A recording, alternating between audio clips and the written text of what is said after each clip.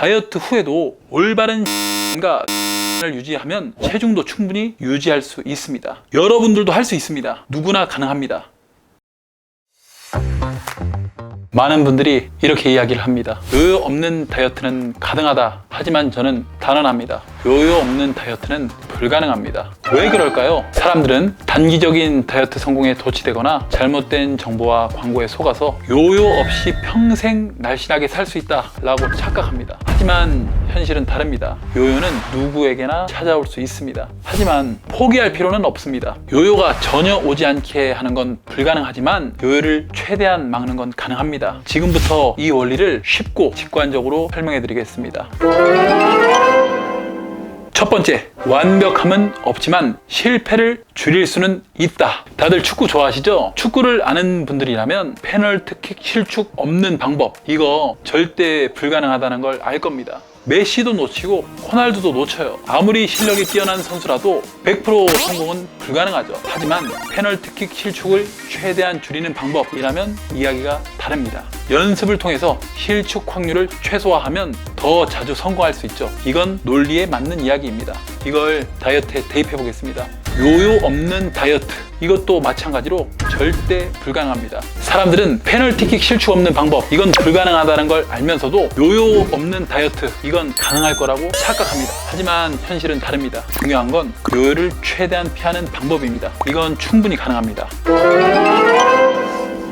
두 번째, 요요는 잘못된 유지의 결과다. 이제 두 명의 친구 가상 사례를 예를 들어서 이야기해 보겠습니다. 두 사람 모두 30세 남성입니다. A는 75kg이고 운동을 자주 하지는 않지만 활발하게 움직입니다. 식욕은 그냥 평범해서 아침, 점심, 저녁 1인분씩만 먹고 군것질도 거의 하지 않습니다. 덕분에 고등학교 때부터 체중 변화가 없습니다. 친구 B는 A처럼 균형 잡힌 몸을 동경했습니다. 하지만 125kg의 초고도 비만이었습니다. 식사 때마다 평균 성인 남성의 2배에서 많게는 3배 정도 음식을 먹고 중간중간 군것질도 자주 즐겨요. 어느 날 고혈압 진단을 받은 B는 철저한 계획으로 다이어트를 시작했습니다. PT를 받으면서 웨이트 트레이닝도 열심히 하고 유산소도 철저하게 하고 그리고 단백질도 잘 챙겨 먹으면서 근육 손실을 최소화하면서 무려 40kg 감량에 성공했습니다. 마침내 B는 A처럼 균형 잡힌 몸을 얻었습니다. 몸 레벨 자체도 상당히 좋은 성공적인 감량이었습니다. 하지만 문제는 그 다음부터였어요. B는 감량에 성공했지만 감량 후에도 A의 식습관을 따라하지는 않았습니다. 감량 후 다시 예전 125kg 때처럼 먹었습니다. 처음에는 이렇게 생각했습니다. 오늘만 이렇게 먹고 내일부터 조금 조절하면 되지. 하지만 하루 이틀 지나자 점점 더 과식이 반복되었고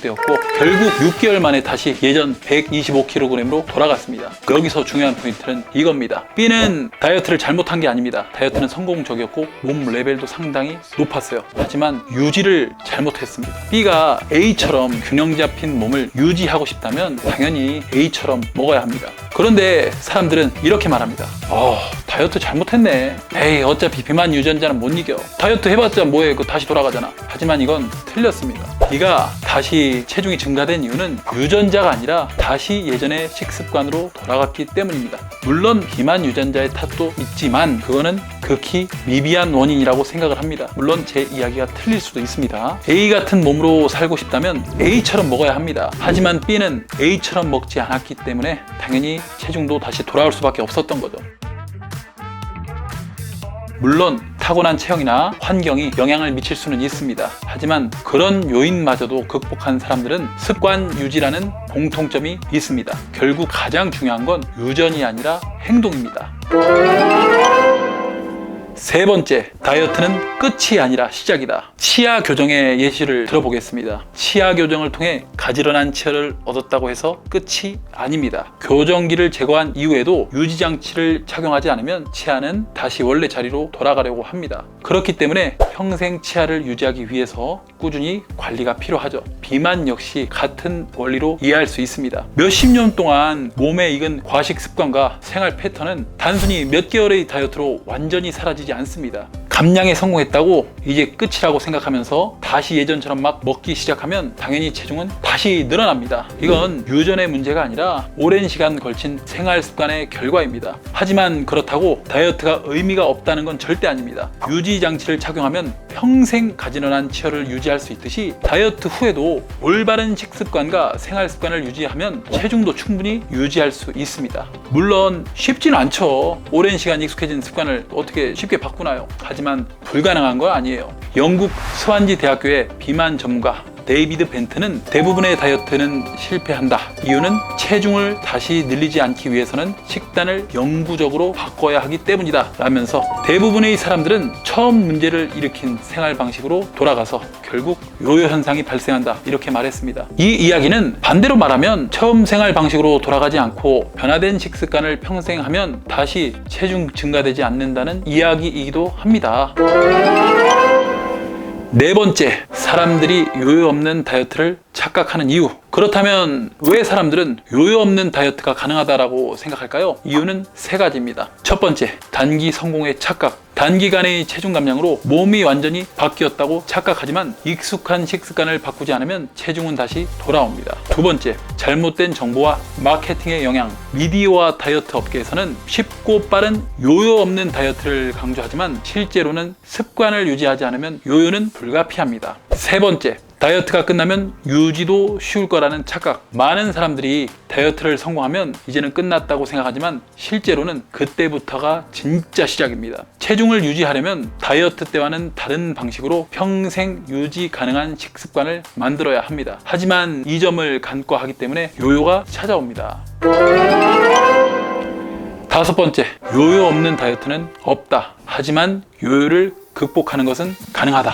이제 결론을 말씀드릴게요. 첫 번째, 요요 없는 다이어트는 불가능하다. 축구 선수도 페널티킥을 100% 성공시킬 수는 없지만 연습을 통해서 실패 확률을 최소화할 수 있듯이 다이어트도 요요가 절대 안 오게 할 수 있는 방법은 없지만 습관을 바꾸면 요요를 최소화할 수 있습니다. 두 번째, 습관을 유지하면 요요를 이길 수 있다. 친구 B가 다시 살이 찐 이유는 유전자 때문이 아니라 다시 예전의 습관으로 돌아갔기 때문입니다. 다이어트가 끝났다고 해서 다시 예전처럼 먹으면 결과는 뻔합니다. 하지만 적당히 맛있는 음식을 즐기되 정상적인 1인분만 먹고 군것질을 최대한 피하는 습관을 유지한다면 충분히 체중을 유지할 수 있습니다. 세 번째, 다이어트는 끝이 아니라 시작이다. 치아 교정을 통해서 가지런한 치열을 얻은 사람이 유지장치를 사용하지 않으면 다시 예전 치아로 돌아가듯이 다이어트도 감량에 성공했다고 끝이 아니라 그 상태를 유지하기 위한 새로운 도전이 시작되는 겁니다. 물론 그 과정이 쉽지는 않지만 인내와 꾸준함이 있다면 누구나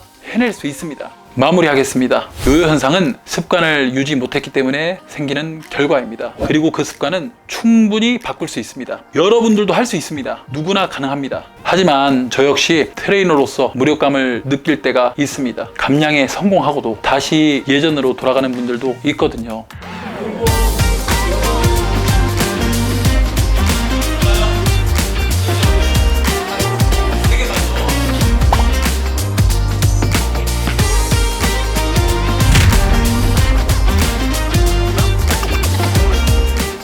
저도 더 깊이 공부하고 더 치열하게 노력해야겠다는 다짐을 합니다. 다이어트는 단순히 체중을 줄이는 게 아니라 평생의 습관을 바꾸는 과정입니다. 그리고 그 습관을 내 것으로 만들기만 하면 여러분은 더 이상 요요에 지지 않는 진짜 건강인으로 살게 될 겁니다. 감사합니다.